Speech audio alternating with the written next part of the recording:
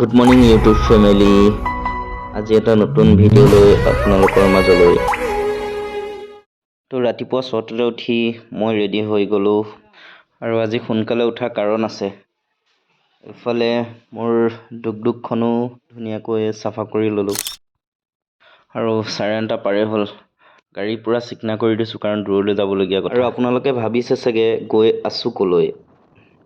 আৰু বহুত দিনতে ভাবি আছিলোঁ আমি নাজিৰা অগ্নিনাথ মন্দিৰ যাম বুলি।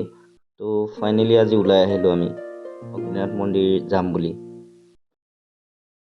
আৰু ৰাতিপুৱা সোনকালে ওলালোঁ বাবে আমি সোনকালে আহিও পালোঁহি হালধিবাৰী বুঢ়ী আই থান। আৰু এই ৰাস্তাটোতে যোনেই যায় এবাৰ হ'লেও এই থানখনত ৰখি পেলাই মানে সেৱা এটা কৰি যায়।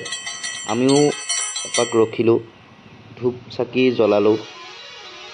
আৰু ইয়াত সকলো ৰখে কাৰণে বহুত ভিৰো হয়।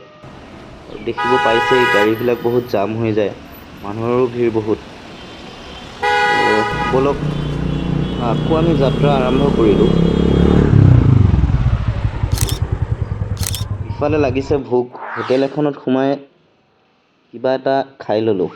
তাৰপিছত পালোঁহি আমি 4টামান বজাত নাজিৰা চেণ্টাৰ। আৰু অগ্নিনাথ মন্দিৰৰ ওচৰতে আমি ভাড়া ৰুম এটা ৰাতিটোৰ কাৰণে ল'লোঁ।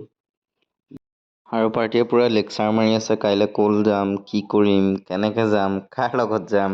আৰু ৰাতিপুৱা গা চা ধুই আমি অগ্নিনাথ মন্দিৰলৈ বুলি ওলাই গ'লোঁ। ওলাই কি গৈ দেখিছোঁ দোকান পোহাৰ পূৰা ধুনীয়াকৈ সজাই পৰাই ৰখা হৈছে। আৰু মন্দিৰৰ ভিতৰতো বহুত ভিৰ দেখা পাইছোঁ। আৰু তাতে আমাৰ সোমবাৰ পৰি গ'ল, সেইবাবে হয়তো ভিৰটো বেছি হৈছে এইবাৰ। তো আমি ইয়াতে ধূপ তেল লৈ পেলাই মন্দিৰৰ ভিতৰলৈ প্ৰৱেশ কৰিছোঁ।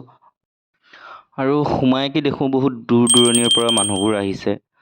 আমি নোযোৱাৰ আগতেই বহুত দীঘল লাইন হৈ আছে ইয়াতে, আপোনালোকে দেখিব পাইছে। আৰু মই জনামতে ইয়াত আগতে আপোনাৰ চাকি জ্বলাব দিছিলে, কিন্তু আজিকালি চাকি জ্বলোৱাটো বন্ধ কৰিছে।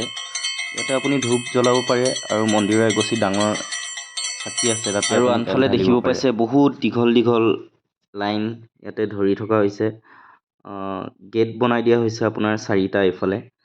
মতা মানুহ এক্সট্ৰা, মাইকী মানুহ এক্সট্ৰা, কিন্তু ইয়াত চব একেলগে আপোনাৰ মিক্স হৈ আছে।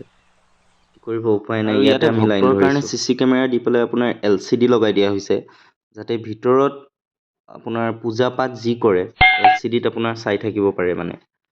আৰু পূৰা 2 ঘণ্টা ৰখাৰ পিছত আমি বাবাৰ দৰ্শন কৰিলোঁ। আৰু কথাতে কয় নহয় ধৈৰ্য্যৰ ফল মিঠা। আৰু অলপ টাইম ৰখাৰ পাছতে আমি বাবাৰ প্ৰসাদ পালোঁ। যি কি নহওক বাবাৰ ওচৰলৈ গ'লোঁ, বহুত দিনৰ সপোন এটা পূৰণ হ'ল। তাৰপিছতে আমি ওলাই গ'লোঁ শিৱসাগৰৰ নিচেই কাষতে থকা জয়দৌল আৰু শিৱদৌল চাবলৈ। আৰু আপোনালোকক ভিতৰতো মই দেখাবলৈ চেষ্টা কৰিম। ইমান পৰিপাটিকৈ ইমান সুন্দৰকৈ সজাই পৰাই থৈছে।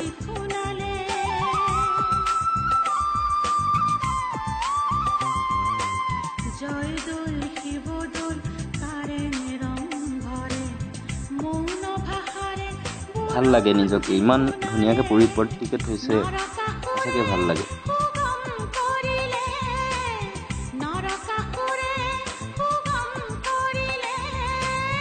আৰু ইফালে চাওঁতে বেলিও ডুবিছে, বৰষুণো কণিয়াইছে। বিশেষকৈ বৰষুণ অহাৰ আমি ইমান ভালদৰে ভিডিঅ'ও বনাব পৰা নাই। ব'লকচোন আগবাঢ়ি যাওঁ। আনফালে দেখিব পাইছে বাবা হাততে টেটু মাৰি আনিছে তেওঁ। আৰু আমি ৰাস্তাৰ কাষতে থকা সৰু দোকান এখনত সোমাই ফাষ্ট ফুড খাইছোঁ। সময় হৈ গ'ল আপোনাৰ 7টা 7:30 বজাত। আৰু আহি আমি পালোঁহি বগীবিল দলং।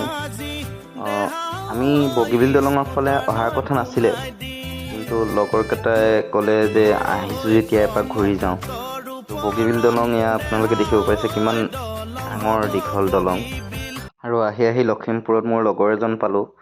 তেল ডিপুত তাক লগ কৰি আমি আকৌ পুনৰ আগবাঢ়িলোঁ। আনফালে পূৰা ভাগৰে জোগৰে পাৰ্টি আমাৰ অকণমান সময় জিৰণি লৈছে।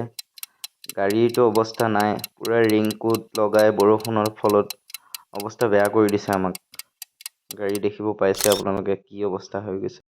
আৰু আমি 3:45 আহি পাইছোঁহি হেলেমৰ এখন দোকানত আমি চাহ খাম। কাৰণ পূৰা চবৰে টোপনি লাগি গৈছে, চাহ অকণ খাই দিলে হয়তো ভাল লাগিব। তো চাহকণ খাই পেলাই আমি আগবাঢ়িম। আৰু পুৱতি নিশা 5:30 বজাত আমি ঘৰ পালোহি। আৰু আমাৰ কিলোমিটাৰ চলিলে টোটেল আপোনাৰ 6। আজিৰ ভিডিঅ'টো ইমানতে সমাপ্ত কৰোঁ। ভিডিঅ'টো চাই কেনেকুৱা পালে কমেণ্ট কৰি জনাব। আৰু যিসকলে মোক ছাবস্ক্ৰাইব কৰা নাই ছাবস্ক্ৰাইব কৰি দিব। Thank U.